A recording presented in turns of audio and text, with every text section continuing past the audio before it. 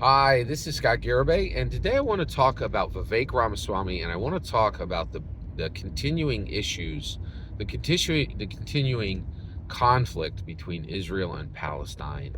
And I want to talk, yeah, and so I want to talk about Vivek Ramaswamy and how he can proceed forward considering this Israel-Palestine issue that is very much in the hands of America right now. We're extremely involved in this, right?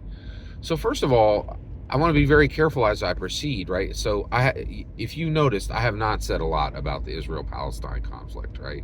Um, and the reason why is, um, one, I really strive on this channel, and sometimes I succeed, sometimes I fail, to not repeat myself, and also to not say things that I'll say, right? So I'm an evangelical Christian, right? And so where I stand on the divide between Israel and Palestine. I don't even have to say it, right? It's just math, right? Like done, right? So what does it mean? What does it help anybody for me to come on and trot out all the tired lines of that you've already heard, right? They're true, but it doesn't matter because you've already heard them.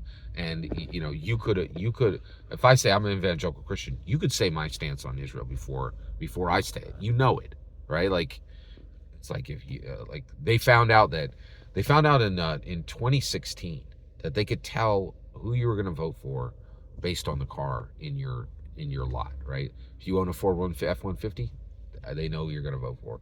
If there's a Subaru in your driveway, they know who you're going to vote for. And so basically, I don't want to repeat for you all that, right? So what I want to talk about with the Israel Palestine is I want to see where are we learning about ourselves as Americans, right? So Vivek Ramaswamy, he needs to defeat every competitor, right? And in order to do that, he needs to know the political stance of America, the political of Americans. He needs to know where Americans are on politics, right? And so when that happens, we want to look for patterns. We want to know truth about Americans, right?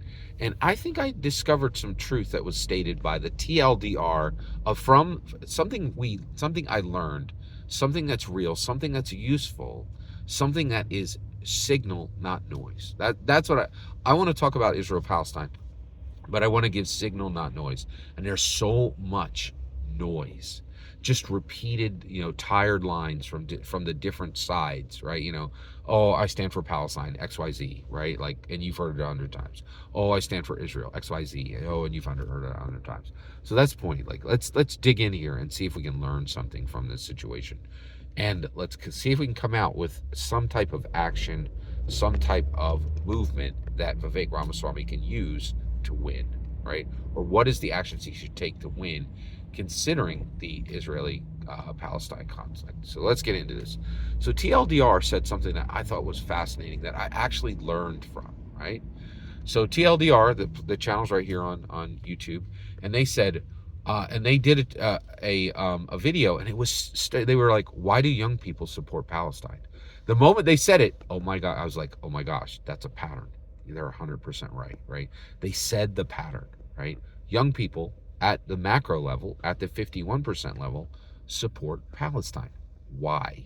Right? Because I was like, yeah, that is right, but I don't know why. And they broke it down. And they explained it extremely clearly and simply, right? And they're like, the Israel-Palestine issue is 100% coded to left-right, right? Now, TLDR comes in and says that, and I'm like, is that correct? Well, another source that I trust 100% seconded that, co-signed that, right?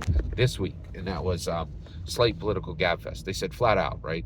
If you're left, you support Palestine. If you're right, you support Israel. 100% correct, right? At the macro level, there's certainly exceptions on both sides, but at the macro level, that's what's happening. Period. That is dead on correct, right? So it was really interesting, that we got to that point where we're looking at this situation. We're saying, okay, where, that is correct. Now, left supports Palestine, right supports Israel, right? At the macro level, the pattern, right? Certainly exceptions, but we're talking about the macro. then why does the youth support Palestine? Because the youth is generally left, right? Youth are on the side of the left. They're on the side of the Democrats. And you can see this. There's these massive patterns, right?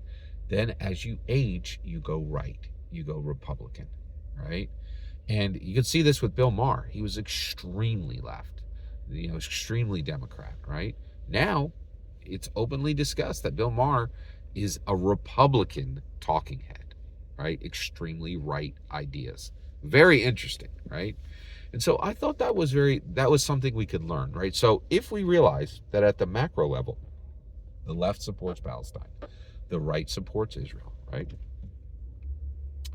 Where does that put Vivek Ramaswamy? Well, simply remembering where you are, right? Vivek Ramaswamy is a Republican. He is running as a Republican, right? And so that means that there should be strong from him as a Republican candidate. He should make sure that at the macro level, at the 51% level, he is strongly supporting Israel, in my humble opinion, right? That matches from the pattern, right? Now, that's my opinion. And one of the things I've been seeing is there are some major changes on the right. There's some specific issues where the right is having open discussion, where we're not decided, right? There are some issues like lower taxes. You're not going to find a Republican who doesn't want lower taxes, right? They're against taxing corporations. They're against regulation, right? That's pretty much across the board, right? So that businesses can do well and be well. There's some exceptions around it, but at the 51% level, that's a solid thing, right? But like, for instance, one of the things that's been really kind of interesting lately is the discussion around the military industrial complex, right? Increasingly, you hear Republicans saying, "Oh, we don't want to pour all these money into these foreign wars," right? And you're like, "Don't we?" Well, you're like, "We're hawks. We're not doves." Like, if you're looking for some hippie kumbaya, peace party, what the heck are you doing in the Republican side, right? But increasingly, there are people who are like, "Oh, I don't want to," it's not that I don't want to go to war. It's that I don't want to spend money for things that don't get America what America wants, right? So that is interesting. So, but basically, this Israel-Palestine issue is very difficult. It's a very challenging, it's very challenging overall. And one of the things that I've been very careful about is, I know this is a hot button issue, right? So when I roll forward, I wanted to roll forward in a way that was calm, fairly joyful, right? And considering the issue at the level of, considering the issue at the level of, what can we learn? What can we talk about that is not simply repeating the old way? So the learning here is, I think it is correct, recognizing a pattern, right? Left does support Palestine, right does support Israel, and right now the youth are won at the macro level by the left, right? And it's important for Vivek Ramaswamy to understand that. So when he comes to an older person, or when he comes to a younger person, he knows generally where they're going to stand, right? They might be on the exception, but he can proceed forward with pretty high confidence, and save time and give speech at the level of trying to persuade people one way or another, and knowing where they're going to be. I think it's important to know the macro level. And the reason why I focus so much on the macro level, the reason why I think macro level discussion is so much more valuable than exception discussion, right, is, if you're always like, "Oh, well, there are exceptions, right, so we don't really know what to do." No, we take actions based on the macro. And that, to me, means that at the end of the day, Vivek Ramaswamy should be making promises to help Israel, and should be ready to take action once he's president to help Israel, specifically because you dance with the one who brung you, right? and the Republican Party is bringing it. So I think that is a calm and joyful way to get in on a very contentious issue and state kindly what action I think Vivek Ramaswamy should take. So I know this is a very hot button issue. I wanted to approach it carefully. I hope I've done that. What I can do now is this: I can tell you every single word you've heard is my humble opinion. Am I wrong? If there's anything I don't understand, please let me know. But as you proceed, please don't trot out the same tired lines. Let's have a discussion on the edges and discuss things that are useful, right? Every single word of that is my humble opinion. What's important is that I get to hear your humble opinion when you get in the comments and send your traffic. Please consider liking and subscribing, and have a wonderful millennium.